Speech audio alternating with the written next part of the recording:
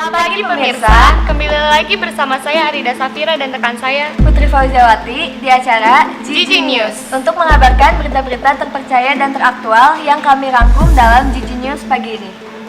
Langsung saja ke berita pertama. Abu Rizal Bakri dijadikan sebagai tersangka korupsi. Kita akan mewawancari beliau, mari kita saksikan beritanya. Sekarang kita sudah terhubung dengan reporter kita Pasya. Silakan Pasya. Terima kasih Arida. Saya Pasya Fistanto sekarang berada di depan rumah Abu Rizal Bakri. Sekarang saya menunggu kedatangan beliau karena beliau baru saja pulang dari pengadilan tipikor. Dia pagi ini telah dinyatakan sebagai tersangka kasus korupsi PT Listrik. Sudah ditemukan dua bukti Abu Rizal Bakri menjadi tersangka. Yang pertama, dia ditemukan cek, dan kedua, tabungannya bertambah drastis. Mari kita tunggu kedatangannya.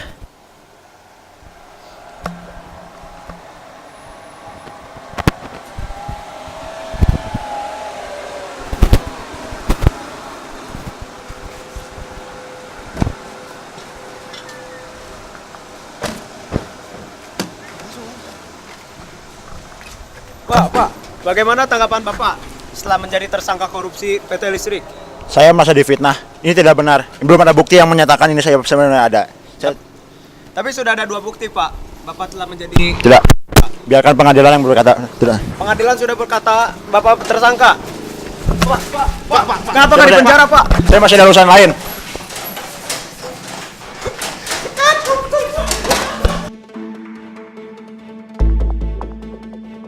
Pemirsa, kabut asap yang menimpa Kepulauan Riau telah sampai ke kota Palembang.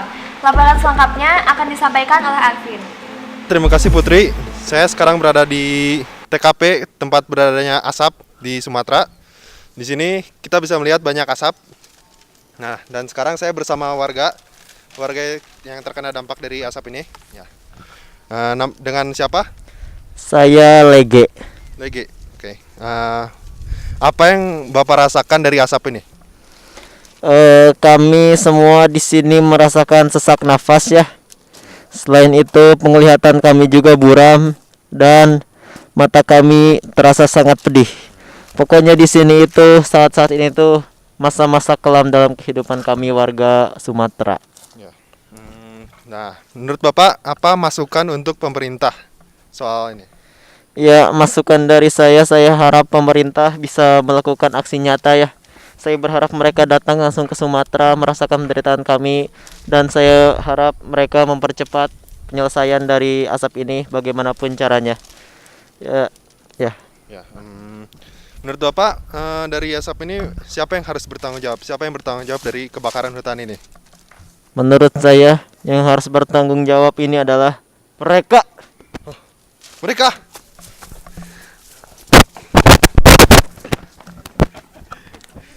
Ya, terima kasih Bapak Lege. Ya, terima kasih. Kembali lagi ke Puput.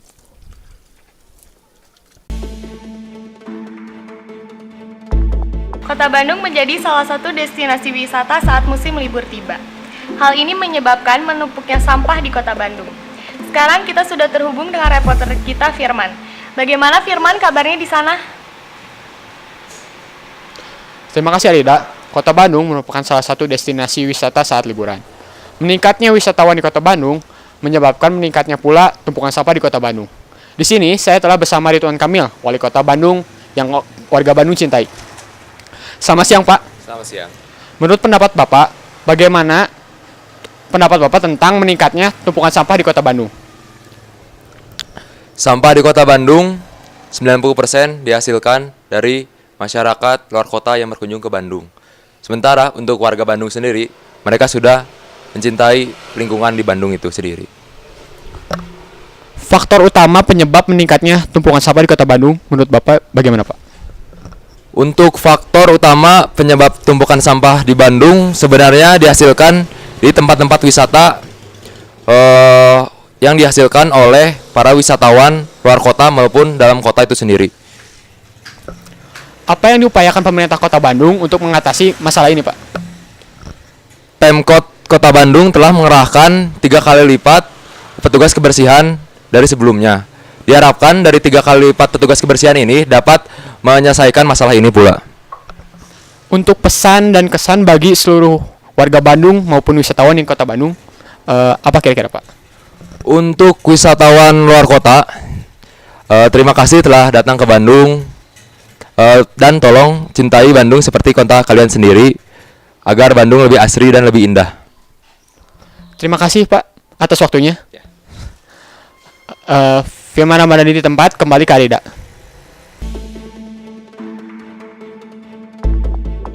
Beberapa bulan yang lalu tersiar kabar yang menghebohkan di dunia maya bahwa ada seorang konsumen mie ayam yang mengupload jepretan fotonya ke media sosial yang terdapat ekor tikus di dalam mie ayamnya. Kami telah menelusuri berita ini dan mendapatkan temuan yang sangat mencengangkan. Berikut berita selanjutnya hanya di reportase Investigaso.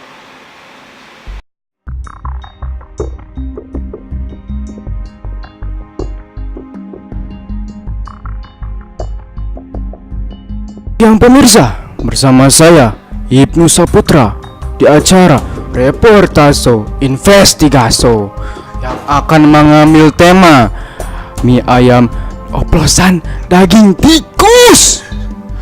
Saat ini saya berada di suatu kawasan daerah Jongol yang merupakan tempat si pedagang nakal membuat olahan daging ayam yang dioplos menjadi daging tikus yang beberapa bulan yang lalu sempat menghebohkan dunia maya. Dan saat ini kami bersama sang pedagang nakal yang kami samar namanya menjadi Cacu. Dan kenapa wajahnya kami sembunyikan? Bukan karena konten 17++, bukan karena dia menghisap rokok, dan juga bukan karena dia tidak mau wajahnya ketahuan oleh seluruh masyarakat. Tetapi karena mukanya seperti kotoran tikus. Dan juga kami akan menanyakan beberapa pertanyaan singkat kepada pedagang nakal ini. Ya. Selamat siang Bapak Cacuk. Sudah berapa lama Bapak mengoplos daging ayam ini dengan daging tikus Bapak? Nggak lama kok mas, cuma 15 tahun doang. Cuma 15 tahun doang. Oke. Dan apa alasan Bapak untuk mengoplos daging ayam ini dengan daging tikus? Jadi gini mas, awalnya saya kesal mas, di rumah saya banyak tikus. Saya nggak tahu nih gimana. Ya udah deh saya beli racun tikus.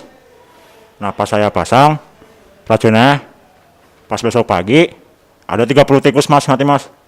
Ya kan kalau mau dibuang sayang mas. Ya udah saya punya ide gimana kalau daging-daging tikus itu saya masukin ke mie ayam saya. Lumayan pak, selama 15 tahun ini saya pakai daging tikus pak. Lumayan menambah keuntungan. Oke. Jadi selama ini stok tikus Bapak ini dari rumah Bapak gitu?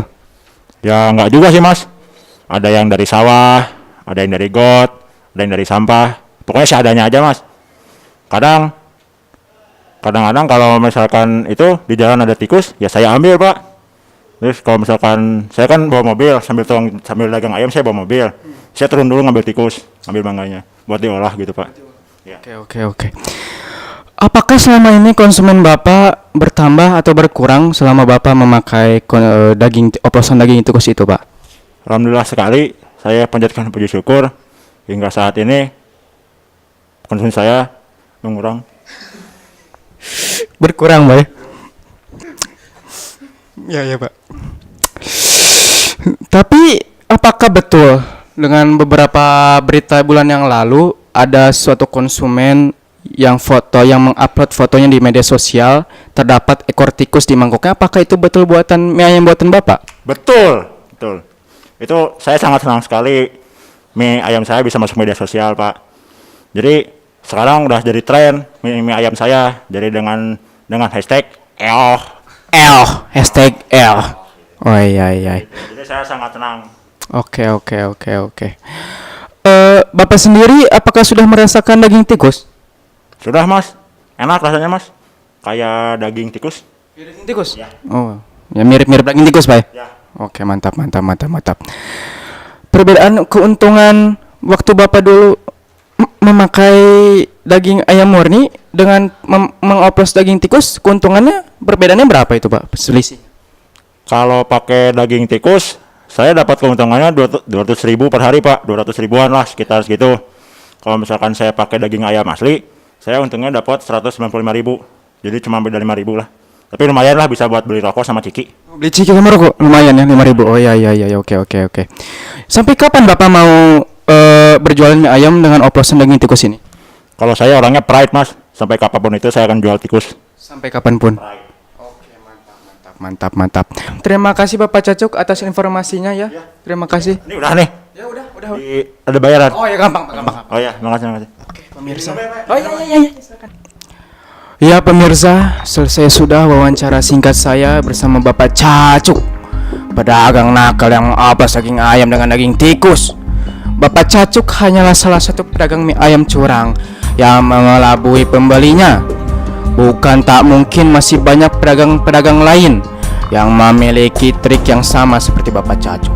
Waspadalah! Persib juara!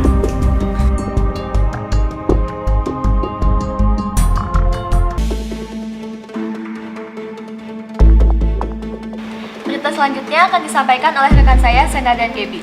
Silakan Sena dan Gebi. Terima kasih rekan saya, Arida dan Putri. Kembali bersama saya, Muhammad Gebi Govani, dan rekan saya, Sena. Telah tersebar video syur artis papan atas Indonesia ini yang berinisial M. Artis ini telah berani melakukan aksi mandi tanpa busana. Berikut video amatir.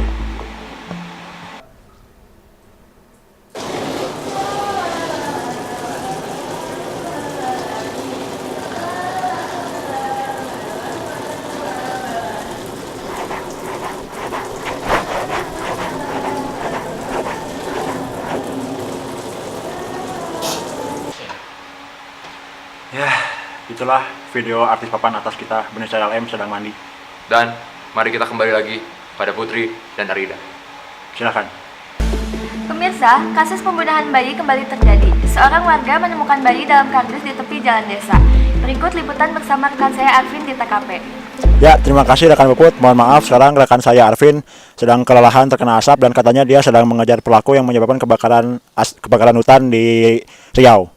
Ya, sekarang saya sudah di Kudus, tempat terjadinya pembunuhan bayi dan pemukulan bayi. Menurut laporan warga sekitar, bayi ini telah dipukuli dan dibunuh oleh geng yang bernama XTD.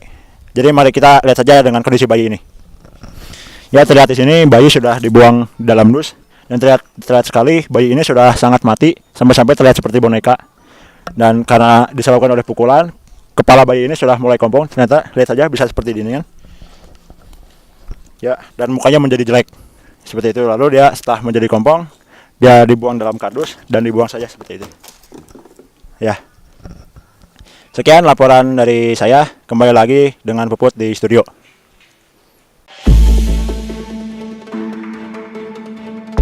Seiring dengan perkembangan zaman, nampaknya kenakalan remaja semakin marak. Lebih parah, tidak sedikit remaja yang melakukan tindak kriminal dan melakukan pemerkosaan. Dilansir dari laman dailymail.co.uk, seorang remaja berusia 18 tahun bernama Chris menyerahkan diri ke polisi dan mengakui bahwa dirinya telah memperkosa seorang nenek berusia 91 tahun.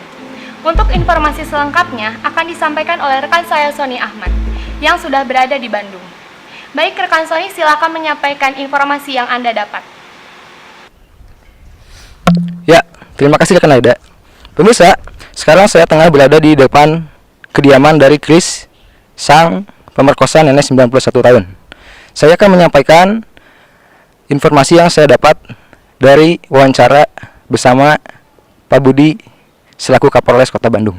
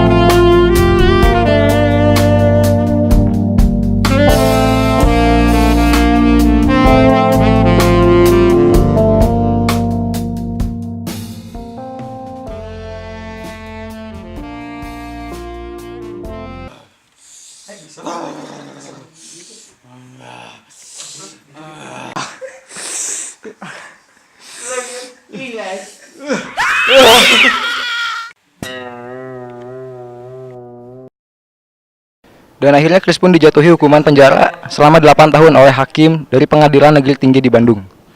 Sekian informasi dari saya. Kembali ke studio, Alida.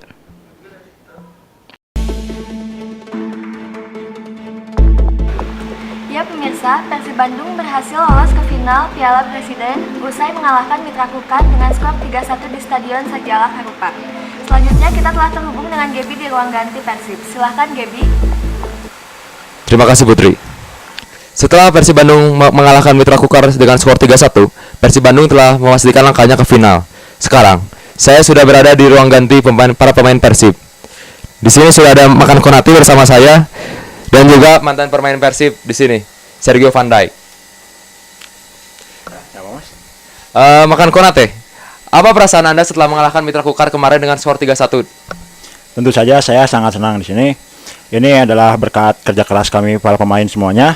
Selain itu juga, selain dari kerja keras para pemain, instruksi dari pelatih yang sangat cocok dengan kami membuat kami memastikan langkah kami menuju final ini.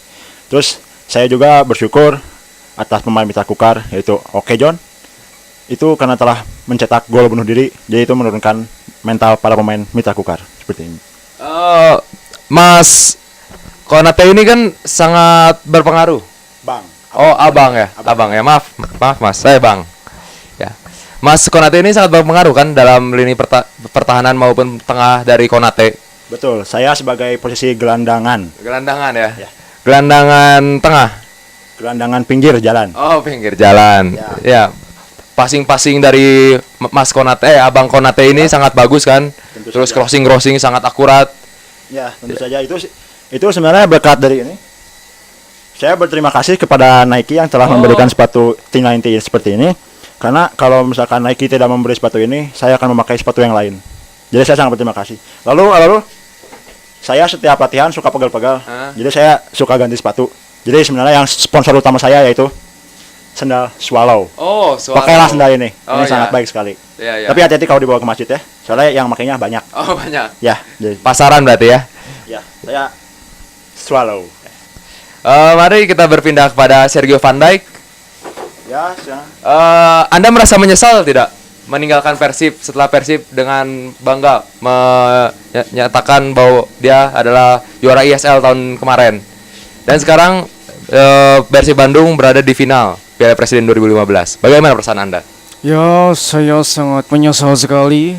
Tetapi itu adalah keputusan saya dan saya tidak bisa mengingkarinya. Jadi ya, selamat untuk Persib Bandung terutama. Persib Bandung juara. Juara ya. Terima kasih Bapak Sergio Van Dijk. Bagus sekali rambutnya ya. Terima kasih, sekian dari saya. Kembali lagi ke studio bersama Putri. Terima kasih rekan Gaby atas informasinya. Berita tadi sekaligus menutup acara Jiji News hari ini. Saya Arida Safira dan rekan saya Putri Fauziawati mengucapkan terima kasih dan sampai jumpa.